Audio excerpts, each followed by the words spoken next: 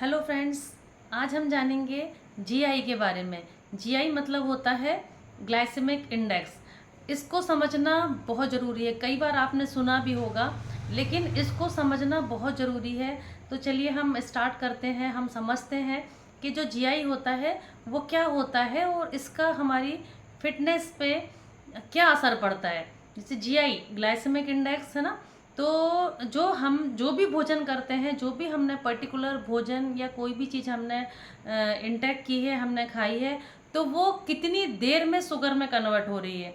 जैसे जब भी हम कोई कार्बोहाइड्रेट्स खाते हैं तो वो हमारे स्टमक में जाती है, स्टमक में जाके वो शुगर में कन्वर्ट होती है, और वो जो शुगर है वो हमारे ब्लड में कितनी देर में जा रही है।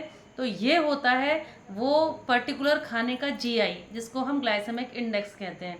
अब जैसे स्पेशली जो वेट लॉस करने वाले, जिनका ओबेस व्यक्ति हैं, जिनका वेट ज़्यादा है, और जो हार्ट पेशेंट्स हैं, जो जिनको डायबिटीज़ है, उनको स्पेशली मना किया जाता है कि उनको हाई जीआई जो फूड है वो इंटेक नहीं करना चाहिए। उनकी डाइट में लो जीआई फूड जो होते हैं वो लेना चाहिए। अब हम देखते हैं कि जो जीआई है वो कितने टाइप्स के होते हैं। तो जीआई जो है वो 3 प्रकार के होंगे: लो जीआई, एक मीडियम और एक हाई।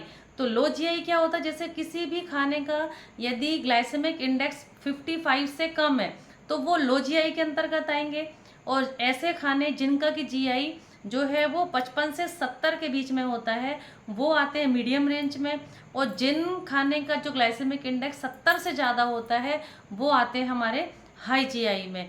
तो फ्रेंड्स, यदि हमको डायबिटीज़ है और हम वेट लॉस जर्नी पे हैं तो हमको कैलोरी मैनेजमेंट के साथ साथ हमारा जो खाने का जीआई है उसको भी हमें ध्यान में रखना पड़ेगा, है ना।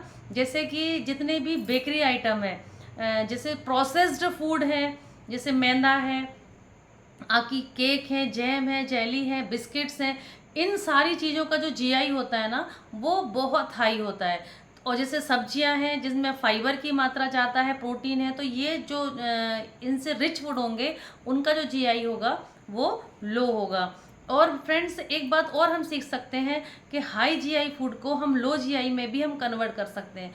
कैसे? जैसे आपने गेहूं की चपाती बनाई है ना, आटा हम माड़ के रोटियां बनाते हैं, तो यदि हम आटे में फाइबर को ऐड कर दें, है ना, सब्जियों से अगर आटा माड़ें और उसमें यदि फ्लैक्स सीड चाहे तो फ्लैक्स सीड मिला लें, या फिर हमारे जो वेजिटेबल्स हैं उनको हम ग्रेट करके अच्छे से उसमें डाल के और हम आटा यदि मारते हैं और फिर हम उससे चपाती बनाते हैं, तो इसमें हमने क्या किया कि जो गेहूं है, जो आटा है, उसके जीआई को हमने कम कर दिया।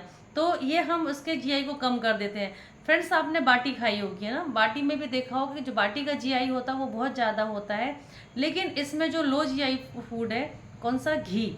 उसमें घी लगाया जाता है। घी क्यों लगाया जाता है? ताकि जो बाटी है उसके ग्लाइसेमिक इंडेक्स को कम कर दिया जाए। दो अनाज भी जब हम खाते हैं तो दो अनाज के बीच में भी थोड़ा सा डिफरेंस रखा जाता है। क्यों? क्योंकि अलग अलग खाने का जो जीआई होता है, जो ग्लाइसेमिक इंडेक्स होता है, वो अलग अलग होता है। तो हमें उन चीज़ का भी ध्यान रखना पड़ता है। दाल चावल में भी आप घी डाल के खाते हैं, चपाती में आप घी लगा के खाते हैं, मतलब उसके ग्लाइसेमिक इंडेक्स को आपने कम कर दिया। फ्रेंड्स, बर्गर खाया है, बर्गर ब्रेड का बनता है, वो आपका हाई जीआई है, लेकिन उसमें यदि आप ककड़ी, टमाटर और जैसे जो फाइबर रिच फूड है यदि उसमें आप मिला देते हैं तो उसका जो जीआई है वो हमने लो कर दिया। तो फ्रेंड्स, आपने सीखा कि हम कैसे हाई जीआई फूड को लो जीआई में भी कन्वर्ट कर सकते हैं, है ना। तो हम जीआई को समझ चुके हैं। यदि हम हमारी डाइट में लो जीआई फूड लेते हैं तो फ्रेंड्स, जो हम डायबिटीज़ के यदि हम पेशेंट हैं तो हम शुगर से बच सकते हैं। यदि हम वेट लॉस जर्नी पे हैं तो जो हमारा वज़न है वो भी अच्छे से लॉस कर पाएंगे हम।